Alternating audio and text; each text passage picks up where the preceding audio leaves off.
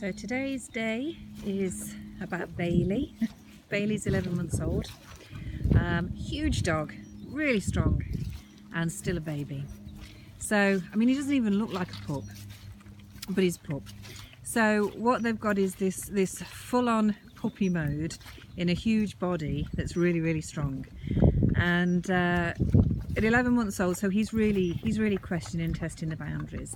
So what's been happening, they've been working well with him since the consultation with him, and I've had him before on a school day, so we're just continuing the work with him really. And there's Roscoe telling him off. So he's getting a little bit bolshy with Roscoe, and Roscoe's just a couple of times just said, no, don't do that. So then, all steady guys. So then he flicks back into play mode with Crazy Boy Frank. So at the moment, this is what Bailey wants to do. He wants to play. He's a pup, he wants to play, he wants to run about and play with every other dog he sees. That's normal.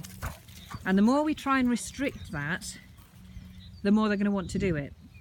And the more it will be, you know, in a very heightened state of mind, because it's going to be so exciting. Easier said than done when you've got such a big dog.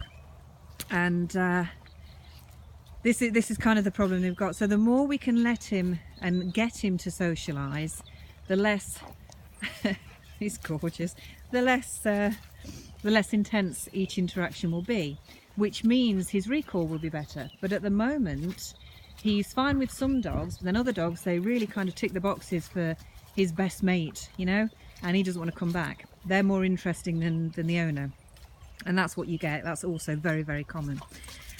It's part of the phase of being a puppy, and you've got to try and be more interesting. And if you can't be more interesting, then just try and walk towards where he's playing with the other dogs when he doesn't want to come back. Only give him a couple of shouts, you know, a bit of a recall, just twice. And if he doesn't come back, then don't continue calling his name. This way! Because if you continue calling his name, he will just then hear you barking in the background, and he won't actually be taking any notice of your commands as such. So when that happens, walk towards where he's playing, just as casually as you can.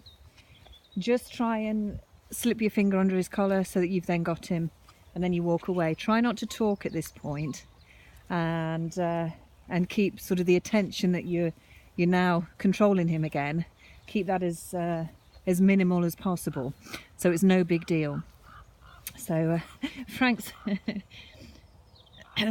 just stalking Bailey down there at the moment. Bailey's just sniffing around. So what's happened this week is he's had a really good walk with his owner. That was going really well. And then he went on the lead at one point across the road or whatever. And the thing with Bailey, he's got a bit of a switch. So one minute he's completely placid and calm, the next minute he flicks this switch and he's kind of full on, and he proper argues about it all. And when I say he argues with the owner about it, he jumps up, he spins round, he mouths her hand to the point where he's you know, he's almost biting really. He's not breaking the skin, almost, but yeah, very strong. So it's a case of getting through those arguments with him at the moment. Now, the reason for those arguments is because on one hand, they're clearly giving him leadership communication. So they're telling him they're the ones making the decisions now. But then in the next breath, there's also elements of submissive behaviour coming from the owners as well. So there's some grey areas there. Now, with a dog of this age, 11 months old, they are sussing out all your body language and what it means. So they're reading into all of that. So one minute you're telling them what to do, the next minute you're being submissive. So then when you do tell them what to do again, when you flick back into that role, then he is telling the owners to stop trying to be in charge, because they're not, okay? The grey areas are the ones that he's questioning, and because there's an element of improvement there, of recognition that the owners are taking over the leadership, at the same time with those moments of submissive behaviour, he's then questioning them more because he's unsure. And as I say, they may be domesticated now, but they still have the drive and instinct of a wild dog. So it's all about survival. So they will question you because their survival and the pack's survival depends on it. So they're going to question you, and it will get quite intense because, you know, they've got to sort out who's who. In this situation, calm will always win.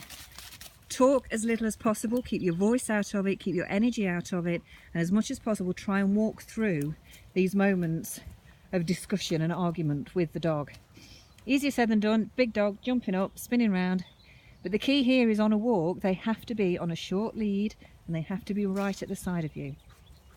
If there's any length on that lead, as has been proven with Bailey because his lead has broke, if there's any length on that lead, he gets his momentum, he gets his strength into the walk, he starts to lead the walk, he starts to control you, and a lead is no match for the strength of this kind of dog. Okay, all that fur and that cuteness, don't be deceived, he is one strong dog.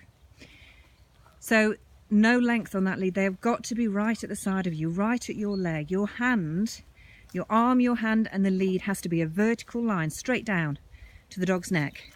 If it's slightly at an angle in front, that dog is leading the walk. If the dog's leading the walk, he's taking leadership of the walk. Therefore, you are the submissive member of the pack. When you start to take control, he's going to argue with you. Okay, it's a bit of a vicious circle. You've got to be very, very clear with how you address the dog and how you behave. Once you've got the balance right, and once they acknowledge and accept that, you know what, you have got the qualities here. Yes, I can trust you. I'm not going to make any more decisions. You know, you're going to be the alpha. I'm going to follow you. Recall improves. Behavior gets calmer because they've got no stress. They've got no decisions to make. Everything falls into place with all of this. But you've got to be clear at the very beginning.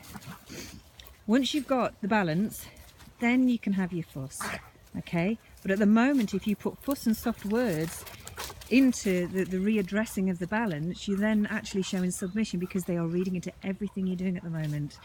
So there's no innocent fuss, you know? It's a submissive behaviour in their eyes at the moment. Only when they are completely calm and relaxed is that the time to give them the fuss, or if you want to talk to them. But you know, we do that for us. That's the human side of it. They don't need that. They learn to like it, you know, but they don't need it. And at this time, at this moment in time, it really won't help him at all. It will just continue to grey the areas and he will continue to question and argue.